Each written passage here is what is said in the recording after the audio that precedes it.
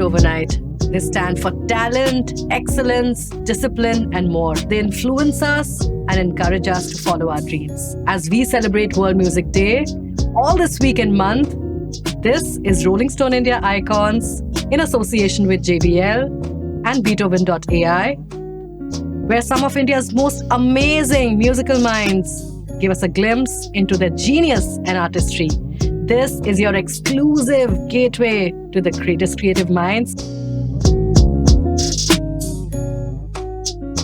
My name is Nirmika Singh, and I'm so happy and honored to be joined by the incredible, the most amazing Armaan Malik. Hey, what's up? What's up? You know, your career, if one were to look at from, a 30,000 feet lens, is the most aspirational career for anyone who wants to be anything in music. And I'm sure you're aware of it, which is why it's so fulfilling for you to keep scaling your goals, to keep achieving what you do.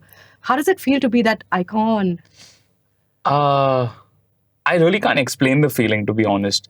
And I don't see it from that lens at all, which is why I feel like I don't take myself or my name or what I've achieved too seriously. I'm just smashing one goal after the other, what I've dreamt of.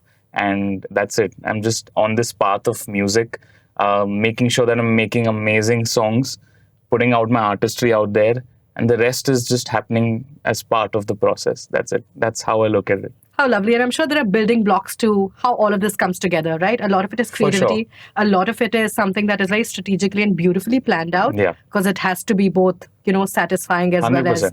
As an artist, I just always had a vision. Whenever, anyone asked me, what do you want to do? Or what do you see? How do you see yourself? And I was like, I don't see myself in the next 5 years, 10 years, whatever. I just have a vision that I want to be an international, global music artist from India. Obviously, because I'm born here, I'm very, very proud of my culture, my heritage, the kind of music that I do here. But I also want to take what we have here global. And that's been my dream since I was a kid. And I was 14 or 15. I'd gone to study, at Berklee College of Music. And then I come back and I told my mom and dad, listen, I want to just do pop music. I want to do albums. I want to do this. I want to do that. I want to have a tour. I just had all these dreams and aspirations ever since I was a teenager. And I think that's something that I still have that checklist that, okay, this all is done. Now what next? Wow. I just have those check boxes to fill, and I think I'll never be satisfied with any achievement, and I think that's what keeps me going. I'm not complacent at all. Are there any things that keep you grounded? Everything. My mom keeps me grounded. You're grounded today. You've been a bad Totally. boy. No, I've been the most goodest boy that there can ever be. Of course. The one thing that I feel has been part of my me being an artist the way that I am today is my parents have brought me up in a very grounded manner. They've seen the industry in a very different light. They've seen the come up. They've seen the downfalls. So they've kind of prepared me and my brother Amal to, despite whatever is happening in your career, be it success, be it failure, just be sane. That's beautiful. And I also feel that it's about striking the balance between being either too accessible or also preserving a sense of mystery. I make sure that there's not, I'm not put out there too much also. Right. But I just want to be there when I feel like I want to be there for my fans. Right. And that they should know that I'm there with them, or for them. Right. You're so self-assured and so confident about your artistry. And I think that comes from just knowing that what you're doing is serving a good purpose. 100%. And that you love it.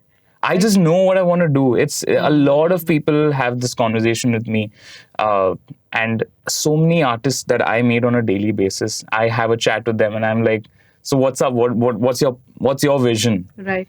And some of them are not able to explain that because probably the vision is not clear in their head. Correct. I've already seen my journey and my paths. I don't know. It's just probably it's God sent of what is it. I'm not surprised. But I've seen my journey. I've seen the path, and I know that these are the small little things that I need to do to kind of get to that place. It's just so clear in my head. I can't, and it's unshakable. Whoever comes, whatever situation comes, left, right, I'm laser focused. My gosh. There's nothing that can substitute hard work, right? Yeah. Pure hard work. 100%. And honestly, I have I follow this 10,000 hours of. Okay. Have you heard this theory? Yes, if you do anything for 10,000 hours, you're going to be great at it. I say that for musicians as well. In the US, you have to at least play 1,000 gigs to be even 100%. eligible of a tour. I'm like, if everyone in India started doing that, they'd be mavericks. I'm telling you, we are so versatile. Oh, man. People. I don't want to. If I have to make a statement, I feel like people are sleeping on Indian talent. That is so true. Indian talent is ready to burst. Now is the moment, and I'm glad that in a way I've been able to break some doors of this gateway of Indian artists to go global. I just want people to hear the kind of talent we have in our country. It's just unbelievable. So many people ask me, "Oh, you've done so much. You've gone internationally." I'm like, "Yeah, but I've not done it for myself. There's no selfish motive here." I'm like, "Dude, you got to listen to the people here in India. Right. You have to know the talent that's here. That we are ready to come and take over the globe." That's so the true. fire I have in me. And it's happening, man. I mean, I'm sure that the doors are going to be wider. Oh yeah, and there's gonna be so many. we're breaking every door now. Don't worry. Brilliant. We got More this. power, man. Of course, you got this, and we're here to amplify everything that you do. To be a pop artist is to be off the times, right? Yeah. Right? And to be off the times, you've got to embrace everything that's moving with the times. For sure. Technology, the way we understand sound, the way we treat, music as a creative format. Tell me about your relationship with technology and how much of it is a beautiful construction of, okay, I'm going to be this new vocal self in this song, a new songwriter in this song, but I also want this new technology to really be out there. What is that relationship like for you? So I'm someone who produces my own music, songwrites. I vocal produce myself as well. So I am near gadgets a lot. Right. And I have my own preferences that I'm going to use this mic for my vocal take for this song, which requires this timbre. And there's obviously different mics for different tones and stuff. So I am pretty aware of the tech that I'm using to produce the music that I do. And it's part of my songwriting, part of my process. Also, what's very important as artists, like you said, that we have to be, flowing with what's happening right now. I listen to a lot of global music. I listen to a lot of stuff that's outside of our country that's happening that probably wouldn't reach me. I have to reach out for it. Oh, right. And I have to hear what's popping next so that we can kind of infuse that in our own style and go ahead. Because sound is evolving. Melody, lyrics, these are something that somewhat constant. It's just about relatability. It's about using the words that probably this generation's cool with or, is engaging with. Those things, you got to be up there with it.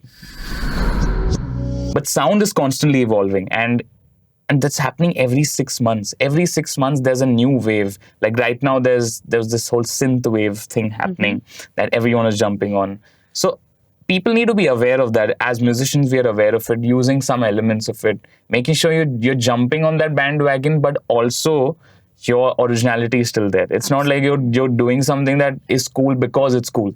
Oh, absolutely. It has to be your vibe as well. It's so beautifully put. In fact, I was just joking with a few colleagues of mine that I treat sound as both a variable and a constant. Yeah. Right? So it's very mathematical, and you're saying that it's the relatability that counts. Also, to separate sound from just being merely audio or a format in which people understand things to treating it as an experience. Oh, for sure. Is a job of an artist.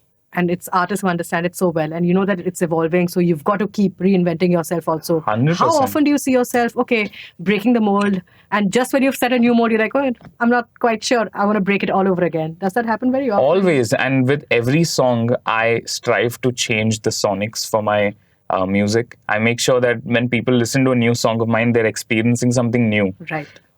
From an auditory point of view. With visuals, so obviously it has to match with the song and the mood of the song. But from an audio point of view, I want people to hear and be like, wait, I've never heard Armaan in that vibe.